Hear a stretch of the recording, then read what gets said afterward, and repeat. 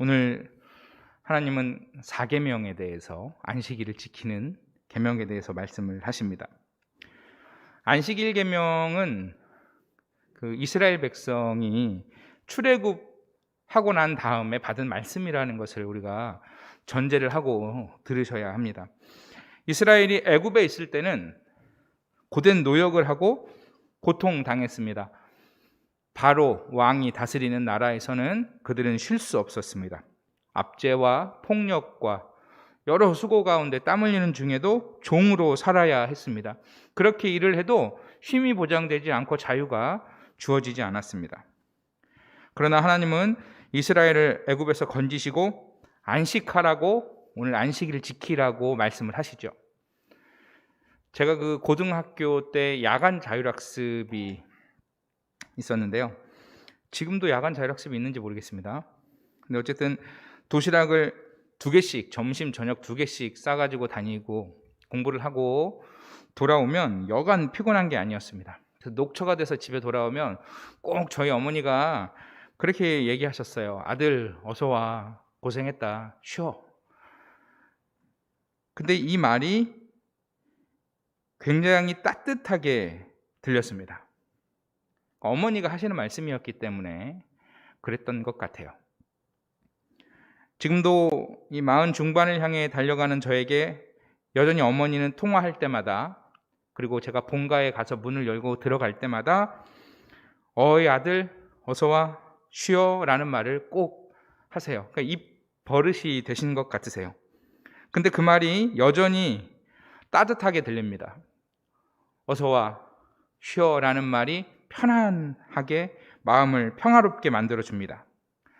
누군가 나에게 쉬라고 얘기하는 것은 배려죠. 그리고 사랑입니다. 하나님께서 이스라엘 백성에게 안식하라고 말씀하시는 것은 이스라엘 백성을 긍휼히 여기시고 이스라엘 백성을 사랑하신다라는 뜻입니다. 진정한 안식이 가능하려면 하나님이 우리를 사랑하신다라고 하는 사실을 이 십자가의 진리를 통해서 깨달아야만 가능하죠.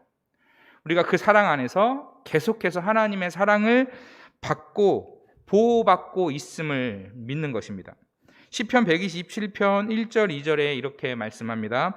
여호와께서 집을 세우지 아니하시면 세우는 자의 수고가 헛되며 여호와께서 성을 지키지 아니하시면 파수꾼의 깨어 있음이 헛되도다. 너에게 일찍이 일어나고 늦게 누우며 수고의 떡을 먹음이 헛되도다. 그러므로 여호와께서 그의 사랑하시는 자에게는 잠을 주시는도다.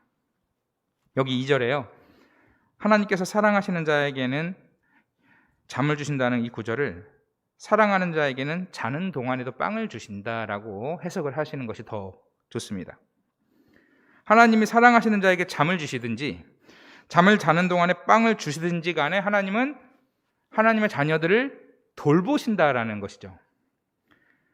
그런 의미에서 참된 안식은 하나님이 우리를 구원하셨다라고 하는 그 진리 안에서 감사하는 것입니다. 그 구원의 절정이 바로 안식이고요. 또 완전한 구원, 그리고 우리에게 앞으로 완전한 안식이 있는 곳, 바로 하나님 나라가 우리에게 있다라고 하는 사실을 기억하면서 안식일을 지킨다는 것은 바로 그 하나님의 나라를 꿈꾸며 사는 사람들의 궁극적인 소망이요, 종착지인 거죠. 또 8절을 한번 보십시오. 오늘 본문 8절에요. 안식일을 기억하면서 거룩하게 지키라고 말씀합니다. 여기서 첫 번째 주목할 단어가 기억한다는 것입니다. 무엇을 기억할까요? 안식일을 허락하신 분이 하나님이라고 하는 사실을 기억하는 것입니다. 애굽에 있을 때 이스라엘 백성은 자유를 얻지 못했어요. 종이었고 노예였습니다. 그런데 하나님은 그런 이스라엘에게 자유를 주셨어요. 자유가 없는 안식은 참된 안식이라고 말할 수 있을까요? 종인데 주인이 잠깐 쉬어라고 하지만 그 쉼이 주인이 그만 쉬라고 하면 내 마음대로 더 쉴 수도 없는 매여 있는 쉼이죠. 이것은 진정한 쉼이라고 할 수 없습니다. 즉 참된 안식이라고 하는 것은 반드시 자유를 가지고 있어야 합니다. 자유가 있어야 참된 안식이라고 할 수 있는 것이죠. 우리가 쉰다고 할 때는 몸도 쉬고 마음도 쉬셔야 하잖아요. 근데 근심과 걱정스러운 일에 매여 있으면 몸은 쉬고 있는데 마음이 쉬어지세요? 근심하고 걱정되는 일이 있으면 몸은 분명히 쉬고 있지만 마음은 복잡하고 생각은 굉장히 분주하게 일하죠. 그래서 몸은 분명히 쉰다고 쉬었지만 쉰 기분이 들지 않습니다. 우리는 이 땅에서 편히 쉴 수 없습니다.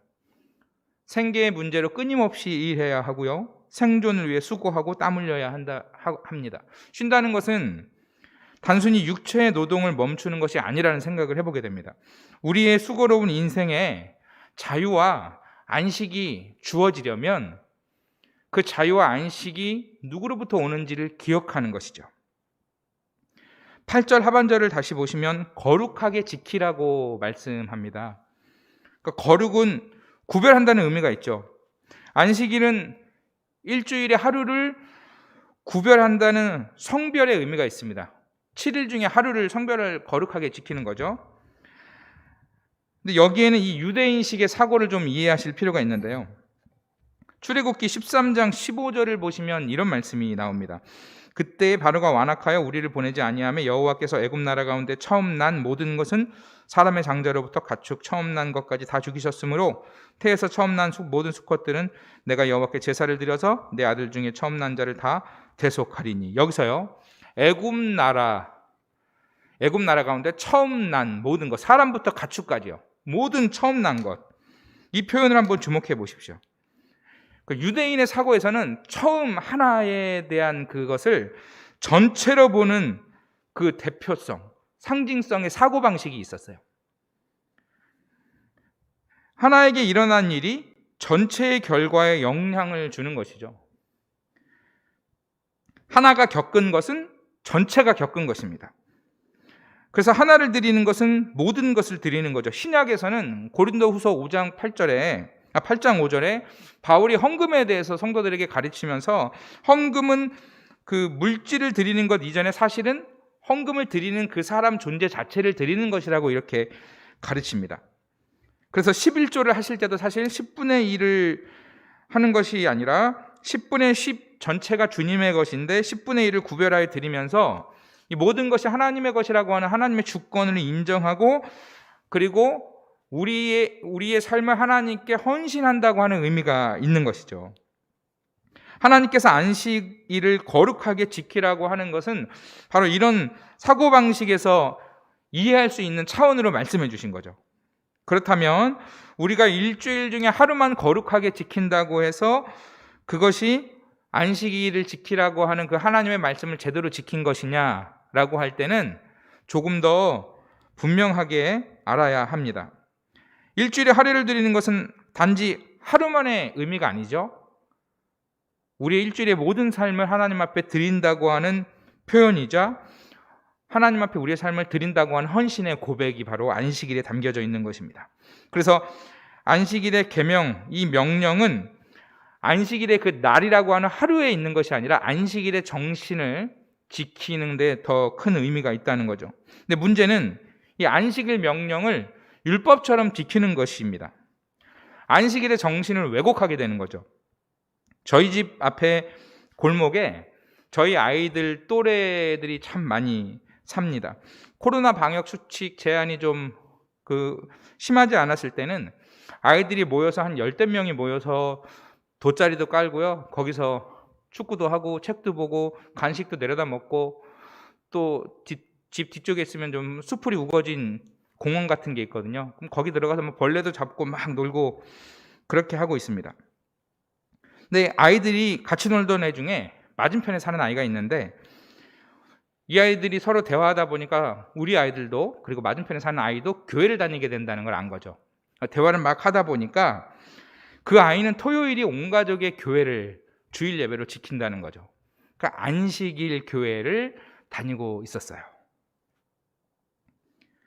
근데 문제는 그 집 아이와 저희 아이들이 논쟁이 붙은 거예요. 뭐 이렇게 말로 거칠게 막 싸우거나 다툰 건 아니고 서로 주장을 하는데, 결론은 그 집 아이가 저희 아이들보다 나이가 조금 있거든요. 근데 그 집 아이가 주일은 토요일이다, 일요일이 아니다 라고 결론을 하면서 성경을 제대로 봐라, 성경에는 안식일이 토요일로 나와 있다라고 주장을 한 거죠. 그러니까 이 이야기를 듣고 저희 집 아이들은 더 어리니까 집에 듣고 와서 묻는 거죠. 엄마, 아빠, 왜 주일이 일요일이 아니에요? 왜 저 맞은편에 있는 저 오빠는, 저 형은 토요일에 가서 가족들이 예배를 드려요? 라고 물었어요. 우리 성도들께는 어떻게 생각하세요? 제가 안식일 교회 교리에 대해서 그 학부 때 연구를 좀 하긴 했지만 지금 뭐 계속 보지 않아서 많이 있기는 했습니다만, 이 문제의 포인트는 안식일의 의미를 어디에 두느냐에 있습니다. 본래 유대인의 안식일은 토요일이 맞죠. 더 정확하게는 금요일 해 질 때부터 토요일 해 질 때까지였습니다. 그렇게 하루를 안식일로 지킨 거죠. 오늘 우리 개신교회, 기독교의 주일은 안식일 다음 날, 지금의 일요일로 지키고 있습니다. 이것은 예수님께서 안식 후 첫날에 토요일 다음 날 부활하신 것을 기념하면서 율법을 완성하신 예수 그리스도를 기다리는 마음으로 주일을 정하고 또 예배를 드리고 있는 거죠. 구약을 중요하게 여기는 안식일 교회에서는 우리에게 이런 질문을 할 수 있습니다. 왜 토요일에 성경대로 안식일을 지키지 않고 일요일로 지키나요? 그러면 반대로 우리는 이렇게 질문할 수 있습니다. 구약의 토요일 안식일은 지키면서 왜 구약대로 양을 제물로 잡아서 그런 식으로 하나님께 제사는 하지 않습니까? 라고 반문할 수 있죠. 안식일 교회뿐 아니라 사실 우리 개신교회에서도 주일에 대한 오해가 있는 것 같습니다. 주일을 꼭 일요일에만 드려야 하냐는 거죠. 언제부터인지 명확하진 않지만 한 2010년 정도까지는 교회의 청년들이나 성도들께서는 주일을 지킬 수 없는 직장에 다니게 되면 굉장한 회의감과 정죄감을 느꼈습니다. 그런 상황에 이렇게 내몰려서 어쨌든 생계 때문에 그렇게 일을 할 수밖에 없다면 신앙이 흔들리고 점점 내가 하나님과 멀어진다라는 생각을 가지시게 되는 거죠. 오늘도 여전히 주일에, 곧 일요일에 부득이하게 주일로 예배를 드릴 수 없는 분들, 생계의 문제를 가진 분들이 계십니다. 그러면 일요일에 예배를 드릴 수 없는 분들은 신앙을 포기해야 할까요? 어디서 예배를 드리고 어떻게 은혜를 공급받아야 할까요? 이런 상황에 있는 분들에게는 안식일을 지킨다는 것이 짐이 될 수밖에 없습니다. 유대인들이 안식일을 지키는 방법이 바로 이런 율법주의였습니다. 신약 성경의 복음서를 보면 바리새인들이 안식일 문제로 예수님과 논쟁을 벌입니다. 바리새인이 예수님과 논쟁하고, 그리고 복음서에 보면 종종 예수님의 복음 사역에 계속 방해하는 장면이 나오잖아요. 그래서 우리는 바리새인들을 되게 나쁜 사람으로 이해하고 있죠. 그런데 오히려 반대로 생각해 보면 신앙에 너무 큰 열심을 가진 사람들이었습니다. 그래서 오히려 지나치게 너무 지켜서 문제가 되는 사람들이었던 것이죠. 과거에 이들이 이럴 수밖에 없었던 이유가 무엇이냐면, 과거에 이스라엘의 조상들이 바벨론의 포로 생활을 끌려가고 돌아오면서 무엇을 느꼈냐면, 우리가 하나님의 율법을 지키지 않고 하나님의 말씀대로 살지 못해서 그런 것이구나라고 느끼면서 회개하고, 이제는 하나님의 말씀을 철저하게 지키겠다, 그래서 구별된 거룩한 삶을 살겠다고 다짐을 하게 됩니다. 그래서 이런 사람들을 일컬어서 히브리어로 파루심이라고 합니다. 파루심, 바리새인이라는 뜻이죠. 그러니까 그 이름 자체가 구별된 자, 거룩한 자라는 뜻을 가지고 있습니다. 그래서 후일에 바리새인들이 하나님의 말씀을 한마디 한마디 문자적으로 지키려고 애를 썼습니다. 너무 심하게 지킨 거죠. 그러니까 이런 바리새인들 눈에는 예수님이 율법을 어기는 자로 당연히 보였던 것입니다. 마태복음 12장 1절 이하를 보면 예수님은 안식일에 제자들에게요, 제자들이 배고파할 때 안식일인데도 밀 이삭을 따먹도록 허락하십니다. 그리고 마가복음 3장 5절에서는 안식일인데 한쪽 손 마른 사람을 고친 이야기가 나옵니다. 또 누가복음 13장 14절에는 예수님이 18년 동안 귀신 들려 꼬부라진 채 몸을 펴지 못하는 한 여인을 안식일에 고쳐주세요.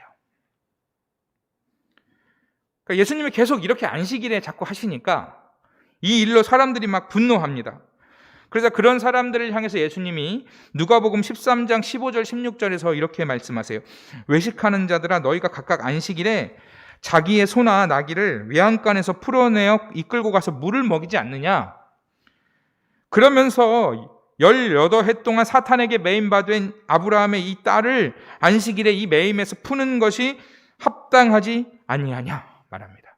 그러니까 바리새인들은 예수님이 안식일을 무시한다고 생각했지만 전혀 그렇지 않죠. 오히려 안식일의 정신을 가장 잘 보여주셨어요. 예수님은 마가복음 2장 27절에서 안식일에 대해서 이렇게 정리해 주십니다. 또 이르시되 안식일이 사람을 위하여 있는 것이요 사람이 안식일을 위하여 있는 것이 아니니.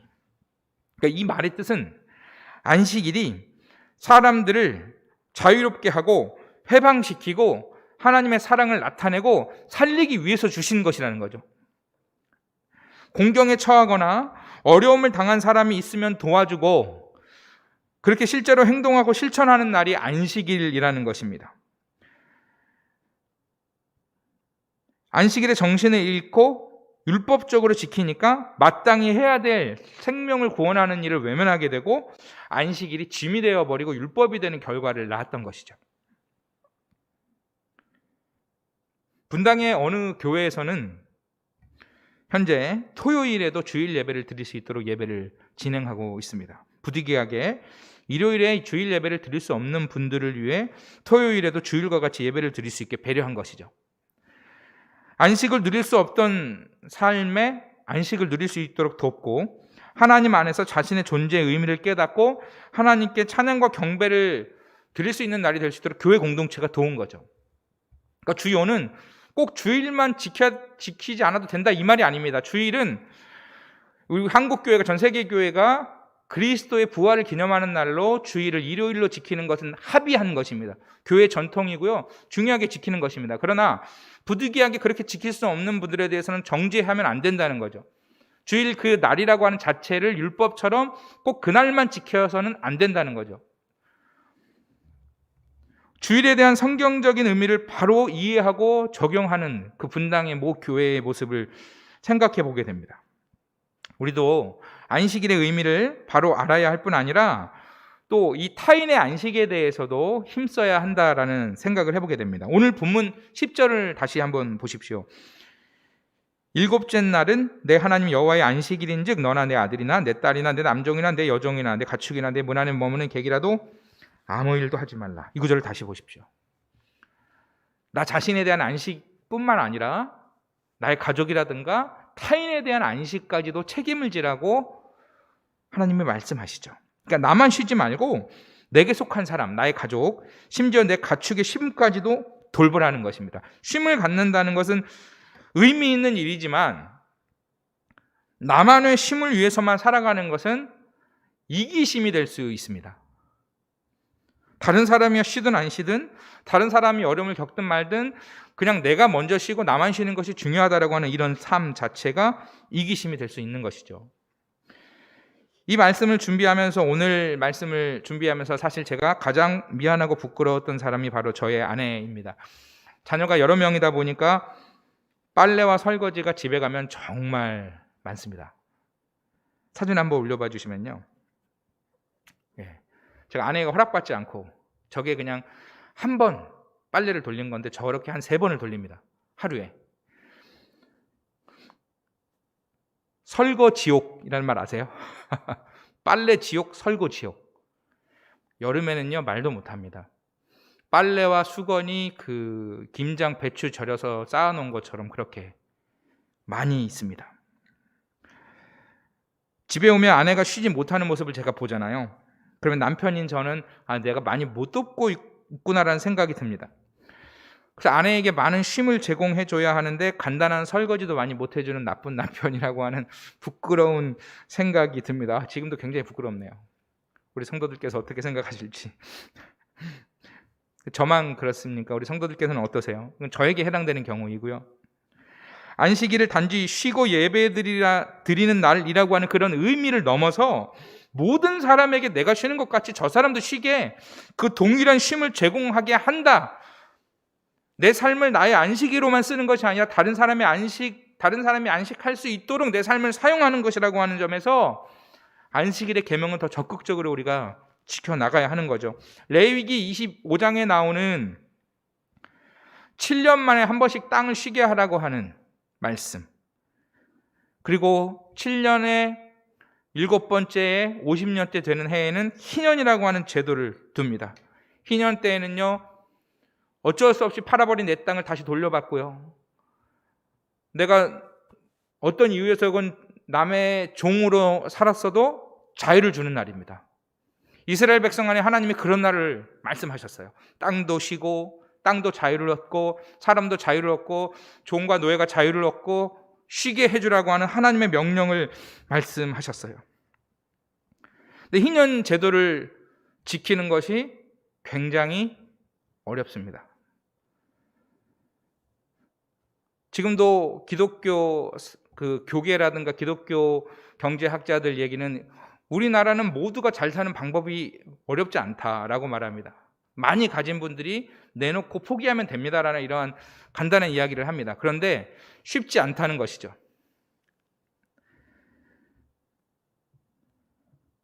모두에게 이 희년 제도를 실현할 수 있게 하려면 한 사람이, 많이 가진 사람이, 그리고 작게 가진 사람이라고 할지라도 모으고 싶고, 더 많이 가지고 싶고, 더 많이 누리고 싶고, 내가 더 많이 쉬고 싶고, 내가 더 많이 유익 보고 싶은 탐욕을 버려야만 하는데, 이것이 사실 인간에게는 굉장히 어려운 일이라는 것이죠. 하지만 하나님은 오늘 우리 믿음의 성도들을 통해, 교회를 통해 이 땅에 안식일, 이 희년제도와 같은 모두가 안식하는 것을 이루며 살아가는 그러한 삶을 저와 여러분의 삶을 통해 이루어 가시기를 원하시는 것이죠. 가진 분들과 못 가진 분들, 배운 분들과 못 배운 분들, 사지가 멀쩡한 사람들과 장애를 가지고 사는 사람들 모두가 공평하게 안식을 누리고 쉼을 누리고 하나님의 구원을 맛볼 수 있도록 하나님이 그렇게 저와 여러분의 삶을 사용하기를 원하시는 것이죠. 어느 라틴 아메리카인의 기도라고 하는 글귀를 보았습니다. 거기에 이런 글이 쓰여 있었어요. 오 하나님, 굶주린 자들에게는 빵을 주시고 빵을 가진 우리에게는 정의에 대한 굶주림을 주소서.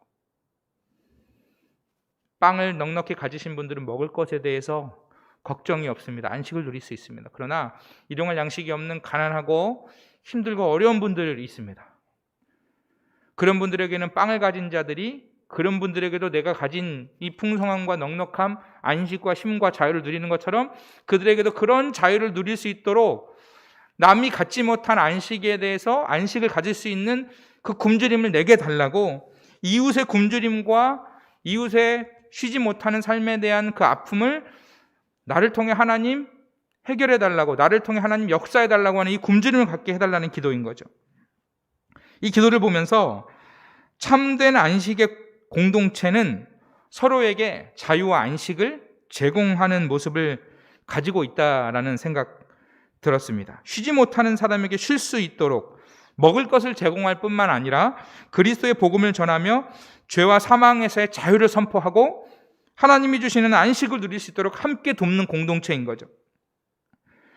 하나님께서 저와 여러분에게 안식과 자유를 주시기 위해 구원하셨듯이 우리도 우리의 이웃에게, 또 서로가 서로에게 안식과 자유를 제공하는 그런 관계로 부르셨습니다.